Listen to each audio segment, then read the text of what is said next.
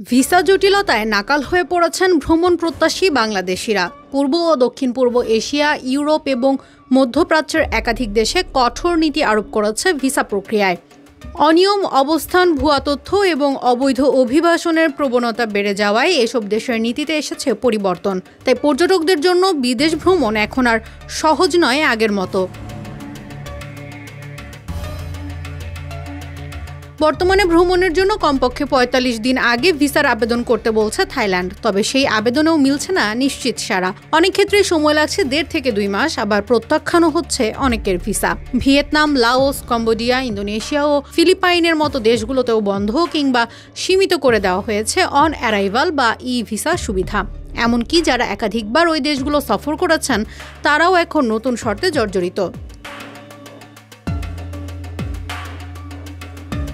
এদিকে ভারতও ২০২৪ সালের আগস্ট থেকে জরুরি চিকিৎসা ছাড়া কোনো ধরনের ভিসা দিচ্ছে না বাংলাদেশিদের। ফলে ভারতের পাশাপাশি কঠিন হয়ে পড়েছে নেপাল ও ভুটান ভ্রমণও। অন্যদিকে ইউরোপের সেনজেন দেশগুলোতে ভিসা প্রত্যাখ্যানের হার এখন ৫৫% ছুঁই।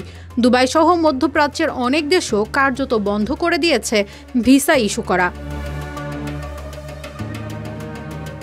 এই জটিলতা বড়সড় আঘাত হেনেছে দেশের পর্যটন খাতে, যার কারণে আর্থিকভাবে ক্ষতিগ্রস্ত হচ্ছে ট্যুর অপারেটর, ট্রাভেল এজেন্সি ও এয়ারলাইন্সগুলো। ঈদের দীর্ঘ ছুটিতেও বিদেশ ভ্রমণের চেয়ে বেশি দেখা গেছে প্রবাসী যাত্রী।